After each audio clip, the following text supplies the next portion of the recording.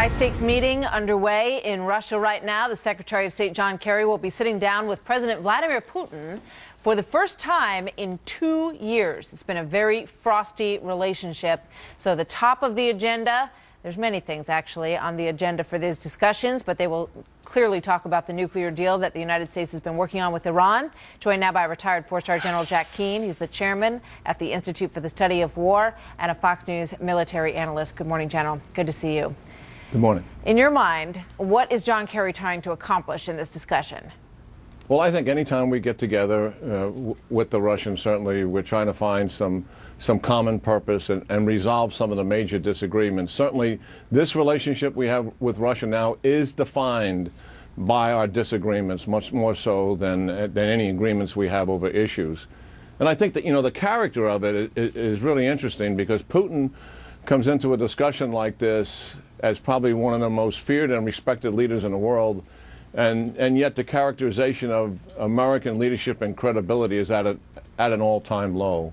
And certainly there'll be very serious issues discussed: the Ukrainian crisis, the Syrian civil war, what's taking place in Yemen, the chaos in Libya, and also, as you mentioned, the Iranian nuke deal, which the Russians support. Yeah, so that may be one area that they have a bit of agreement on. But obviously there are so many others that Russia has been sort of wielding its heavy stick in the world. And as you point out, I mean, I'm not sure what leverage we have with Russia, because Putin is very popular in his home country right now, and fairly popular in the areas where he wields influence, in Iran, certainly, in Syria. You look at how much Iran's influence has grown in the Middle East, he must feel very emboldened.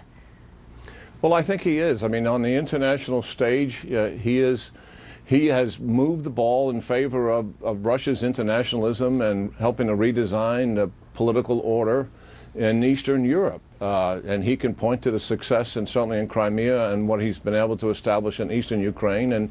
And obviously he's not finished. The separatists are still violating the ceasefire, and I'm sure that's something that Secretary Kerry is going to try to bring to a halt and waive sanctions in front of Putin. But the sanctions, have had no impact on him in terms of changing or compelling his behavior.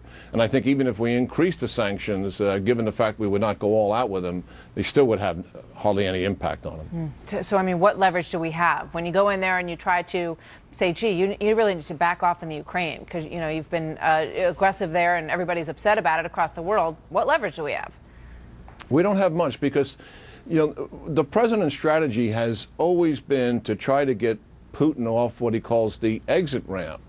And it's our fear of escalation that has actually encouraged Putin. He takes advantage of it. So we don't arm the Ukrainian rebels, just as we didn't arm the rebels in Syria when there was clearly a chance it would make a decided difference. In Ukraine, the fear the president's advisors had, well, that will escalate the war, and therefore things will get worse.